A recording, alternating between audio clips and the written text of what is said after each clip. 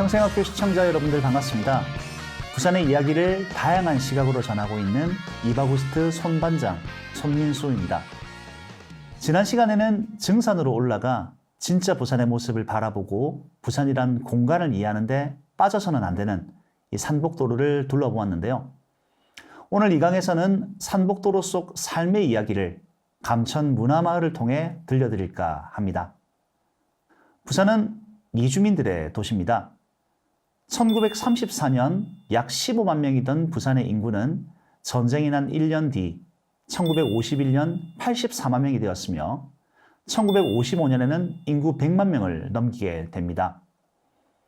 1934년을 기준으로 봤을 때 현재 부산은 인구가 20배 이상 증가한 원주민들의 도시가 아닌 이주민들의 도시임을 알 수 있는데요. 개항 이후로 끊임없이 진행되었던 항만 구축을 위해 매축 사업에 동원된 조선인들은 이를 마친 후 평지가 부족했던 부산의 특징을 고려하여 밤이 되면 산 위에 올라가 가난한 조선인 부락을 만들어 살았습니다. 그렇게 부산 속 산동네 산복도로는 만들어졌는데요. 산복도로는 일제강점기 시절 내몰리듯 쫓겨난 조선인들에게 생활의 터전을 내어주었고 6.25 전쟁 시기에는 피난민들의 애환이 담긴 안식처였으며 60년대와 70년대로 이어지는 산업화 시기에는 이촌 향도의 꿈을 안고 온 가난한 도시노동자들의 정착지가 되었습니다. 또 이 생존을 위한 몸부림으로 형성된 이 산동네들은 이 산복도로가 이어지기도 하였는데요.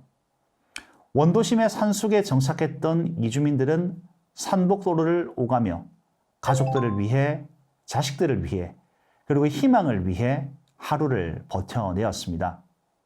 이렇듯 억척스러운 삶을 살았던 피난민들, 이주민들의 정착지가 되어주었던 산동네 마을 중 하나로 감천 문화마을을 꼽을 수 있습니다.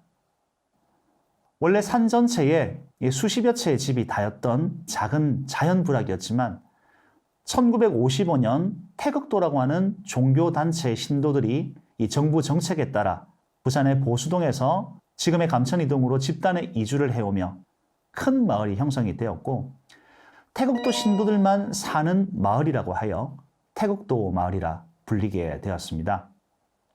태국도는 조철제라고 하는 인물이 1918년에 증산사상에 뿌리를 두고 충청도 지역에서 창시한 민족 종교 중에 하나입니다. 1921년에 무극대도라는 이름으로 시작을 하여 한때 신도수가 10만 명을 넘길 정도로 이 거대한 종교단체이기도 했는데요. 그러나 36년 일제의 유사종교 철폐령으로 이 교단과 본부가 철거가 되고 대부분의 신도들이 흩어지게 되며 광복 직전 태국도라는 이름으로 이 교명을 바꾸게 됩니다. 이후 1948년 약 1500세대의 태극도인들이 이 보수동으로 이주를 해왔고 이 보수산에 판잣집을 짓고 그들의 신앙생활을 이어나갔습니다. 1강에서 살펴보았듯이 이 판잣집은 화재와 전염병으로 인한 커다란 문제가 존재했습니다. 아울러 도시 미관을 해친다는 이유로 보수동에 있던 태극도 판잣청 또한 이 철거 위기를 맞게 되었는데요. 이후 태국도인 800여 세대가 지금의 감천문화마을이 있는 이곳으로 집단 이주를 해오며 감천문화마을은 태국도인들의 신앙촌이 되고 태국도 마을로 불리게 된 것입니다. 마을은 오로지 태국도인들의 맨손에 의해서 만들어졌는데요. 해체된 판잣집의 판자를 들고 와서 집을 짓고 마을을 1감부터 4감까지 4개 구역으로 나누었으며 이 계단식으로 택지를 조성을 했습니다. 그리고 중앙인 5감에는 태국도 본부를 두고 천마산으로 올라가는 6감부터 9감까지는 다시 4개의 구역을 나누어 마을을 완성했습니다. 그동안 이곳은 태국도 마을이라는 이름의 낙후된 동네로 알려졌지만 2009년부터 시작이 되었던 마을미술 프로젝트로 지금 우리가 익히 알고 있는 감천 문화마을의 모습을 갖추게 되었습니다. 지금 마을 안에서 가장 인기가 많은 공간인 어린 왕자와 사막여우 역시 마을미술 프로젝트로 만들어지게 되었습니다. 어린 왕자와 사진을 찍기 위해 길게 줄을 서 있는 사람들의 뒤로 감천문화마을의 특색 있는 마을 풍경이 보이게 되는데요. 산자락을 따라 질서정연하게 늘어선 계단식 집단 주거 형태와 모든 길이 통하는 미로와도 같은 골목길의 경관은 태국도 마을의 도인들이 이 손으로 마을을 꾸릴 때 세웠던 여러 가지 원칙에 의해서 형성이 되었습니다. 첫째, 모든 길은 통해야 한다. 둘째, 앞집이 뒷집을 가리지 마라. 셋째, 모든 집은 방 한 칸, 부엌 한 칸을 기본으로 하고 공동 화장실을 쓴다. 이곳에 지어졌던 집들은 모두가 1층으로 된 판자집이었고 방 한 칸, 부엌 한 칸의 집이 끊이지 않는 옆으로 쭉 이어지는 형태였습니다. 그래서 부산의 어른들은 이 모습을 보고 기찻집이라고 부르기도 했죠. 계단식으로 자연스럽게 1층짜리 집들이 위아래로 놓였던 탓에 아래쪽 통로의 앞집이 뒷집을 가릴 일도 없었고 모두가 같은 풍경을 내려다볼 수 있었습니다. 이러한 모습을 통해 극한의 상황에서도 서로가 서로를 배려하며 소통하고자 했던 이 마을이 바로 지금의 감천문화마을, 그 당시 태국도 마을이었다는 걸 알 수 있습니다. 하지만 방 한 칸, 부엌 한 칸의 삶은 쉽지 않았습니다. 평균 5명의 식구가 7평 남짓한 공간에 살아가며 제대로 발도 뻗지 못한 채로 생활하게 되었던 거죠. 사람이 모두 눕기에도 비좁은 공간으로 인해 자연스럽게 공동 화장실이 생겨나게 되었고 현재도 마을에 사는 주민분들은 이 공동 화장실을 이용하며 살아가고 있습니다.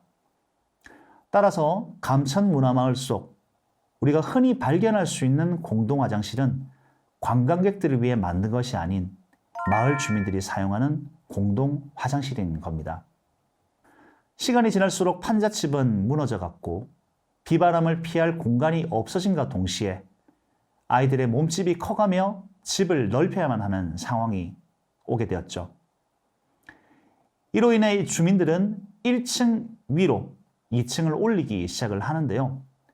이때 만들어진 2층 공간은 1층보다 넓었습니다. 하늘은 주인이 없었기에 땅 한 평이라도 더 갖고 싶은 마음이 이 집으로 표현이 됐던 것이죠.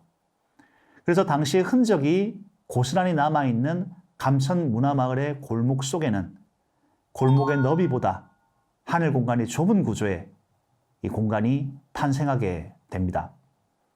그리고 이때부터 집에 색을 입히기 시작했다고 하는데요. 우리는 감천문화마을의 아름다운 색감에 감탄하지만 그 속에서는 마냥 웃을 수 없는 이야기들이 존재합니다. 당시 페인트를 배급받았을 때 페인트의 색깔이 균등하지 않아 페인트를 칠하다 보면 어떤 집은 모자라고 어떤 집은 남았다고 합니다. 따라서 벽면은 녹색이지만 옥상은 분홍인 집들, 이런 집들도 존재를 했던 것이죠. 사실 아름다운 무지갯빛은 그 당시 가난의 색이었던 것을 알 수 있습니다. 어린 왕자와 사막여우 동상과 함께 자주 언급이 되는 감천문화마을 속 또 다른 명소는 별 보러 가는 계단이라는 곳입니다. 높은 지대라 올라가면 별을 볼 수 있는 곳이라는 의미로 해석이 될 수도 있겠지만 사실 이 별 보는 계단은 무거운 짐을 지고 가파른 계단을 오르다 문득 뒤돌아보며 허리를 펴면 이 현기증으로 눈앞에 별이 보인다고 해서 붙여진 이름입니다. 총 148개의 계단으로 이루어져 있어 148계단이란 별칭으로 불리기도 합니다. 부산 속 계단은 산이 많은 지형적 특성과 높은 비탈 등으로 이동의 편의를 위해 자연스럽게 형성이 되었습니다. 감천문화마을 속 별 보러 가는 계단이 바로 그 예시가 되며 계단은 이주민들에게 집과 일터를 잇는 공간이자 삶이 녹아있는 상징적인 장소라는 점을 확인할 수 있습니다. 1960년대를 넘어가며 감천동의 판잣집은 슬레이트 집으로 조금씩 바뀌기 시작을 합니다. 80년대에는 우리가 흔히 볼 수 있는 이 옥상에 있는 일반 주택인 이 슬라브 형태의 집으로 변화를 겪게 됩니다. 그리고 이 마을을 만들었던 태곡도 신자들도 1958년 교주가 죽으면서 하나둘씩 빠져나가기 시작을 했습니다. 그리고 이 빈집들은 부푼 꿈을 안고 부산으로 이주를 해왔던 가난한 도시 노동자들의 터전이 되었고, 도시 빈민과 감천마을 사람들이 이 감천문화마을을 채우게 되었습니다. 도시 빈민들이 많이 살고 있던 이 낙후된 마을을 되살리고자 마을 환경 정비와 벽화 사업이 이루어지며 감천문화마을은 이 변화를 맞이하게 됩니다. 다른 지역에서 보기 힘든 특이한 마을의 모습과 오래되고 낡은 파스텔톤의 집들이 묘한 조화를 이루며 여행자들의 눈길을 끌던 찰나, 각종 매스컴과 다양한 프로그램에 이 감천문화마을이 소개가 되며 대표적인 부산의 명소가 되었던 것이죠. 하지만 중요한 건 이 감천문화마을은 관광지이기 이전의 마을입니다. 사람이 사는 공간보다는 예쁜 경치가 있는 여행지로 비춰지고만 있는지 모르겠습니다. 감천문화마을 속 계단에는 수많은 땀방울이 서려 있고, 벗겨진 페인트와 지붕 속에는 우리 부산 사람들의 삶이 존재합니다.